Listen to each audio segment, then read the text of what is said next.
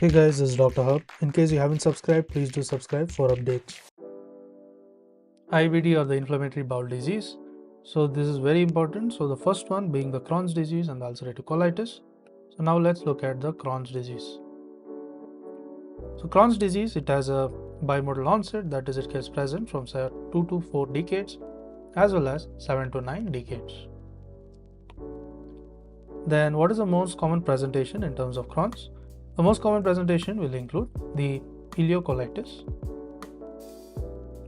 and this is present with the rectal sparing. So what is the protective factor? It has no protective factors. And talking about the risk factors in the Crohn's disease, it includes the OCP, then comes the smoking, as well as the antibiotic during the first year of life. So there is antibiotic which is used in the first year of life. Next, let's look at what is the T cell which is involved.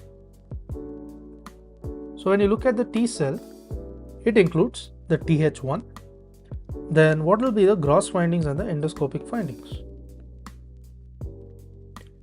So gross findings and the endoscopic findings, it includes there's a transmural involvement, and there is presence of the segmental involvement. So there's a transmural involvement, there's a segmental involvement, then there is also the skip involvement. So all this is in Crohn's. Transmural involvement, segmental involvement, skip lesions. There's presence of cobblestone appearance. There is creeping fat. Creeping fat can be seen, as well as presence of a longitudinal ulcers. So all these are features of the gross findings of the Crohn's disease. Now let's look at what are the earliest findings. The earliest findings here is going to be the aphthous ulcer. And what will be the microscopic findings? The microscopic findings, it includes the deep knife-like ulcers. So there is deep knife. So deep knife-like ulcers, and there includes the granulomas, as well as the pyloric metaplasia. There is pyloric metaplasia. Now let's look at the complications. Complications include the fistulas as well as the strictures. So it includes fistulas as well as presence of the strictures. Now let's look at the recurrence after resection. So what will be there in resection after resection? Recurrence after resection. So this will be very common. This is common. And talking about the radiological findings. So what are the radiological findings? The radiological findings, it includes the aphthous ulcers, presence of rose thorn appearance. So there is rose thorn appearance which is seen. Now there are some common extra intestinal manifestations. So they can include the episcleritis, uveitis, migratory polyarthritis, then ankylosing spondylosis as well as sacroiliitis, then erythema nodosum, the pyoderma gangrenosum. So the pyogangrenosum, this is very common in terms of, most common in terms of ulcerative colitis. Then there is also the primary sclerosing cholangitis. This is most common again in the ulcerative colitis. Then looking at the renal calculi. Renal calculi is most common in the Crohn's disease. Now let's get back to the ulcerative colitis. So in terms of ulcerative colitis, the age of onset, same, it is bimodal, that is 2 to 4 decades, and on the other hand it is 7 to 9th decade. Now what is the most common presentation? MC, most common presentation will be the proctitis. So it is the proctitis. So in terms of the Crohn's, it is ileocolitis with rectal sparing. Here it is proctitis, that is involves the rectum. Now what will be the protective factors here? The protective factors is by the smoking.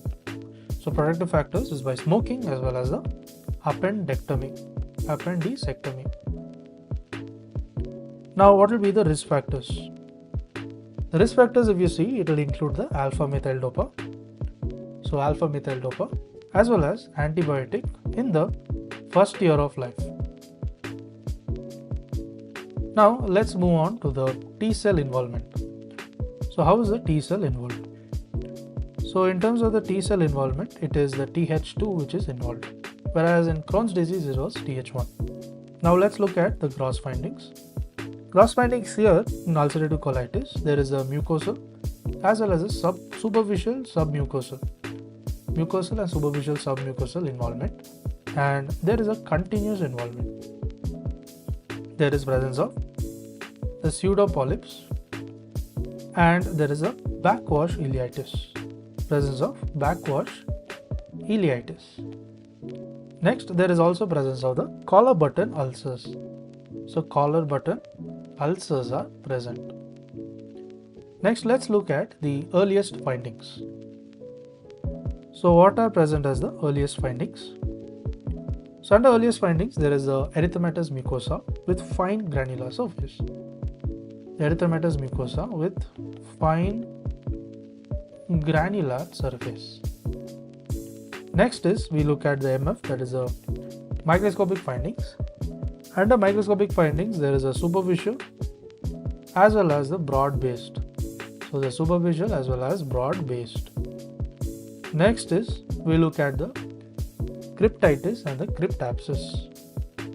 So, microscopic findings. This includes the cryptitis and the cryptapsis. This is seen in terms of the ulcerative colitis.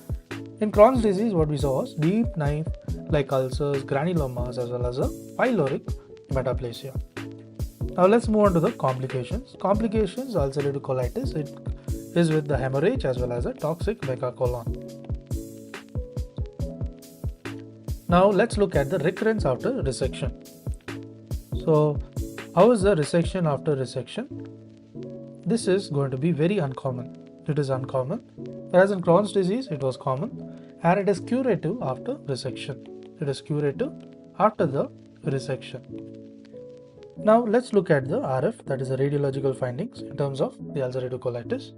Ulcerative colitis, there is a mucosal granularity and there is a lead pipe appearance, LP appearance. Now let's look at the extra manifestations. We already did it once. Let's recap. So extra intestinal manifestations. So this includes, there is episcleritis as well as uveitis. There is presence of migratory polyarthritis. Next is ankylosing spondylitis as well as sacroiliitis. Then there is also the erythema nodosum, the pyoderma granulosum. So this pyoderma granulosum, you can see it is most common in terms of the ulcerative colitis. And next is the primary sclerosing cholangitis. This is also most common in terms of the ulcerative colitis. Next is the renal calculi. So in terms of the renal calculi, this is it's most common in terms of the Crohn's disease. To learn and grow daily like this, please do subscribe.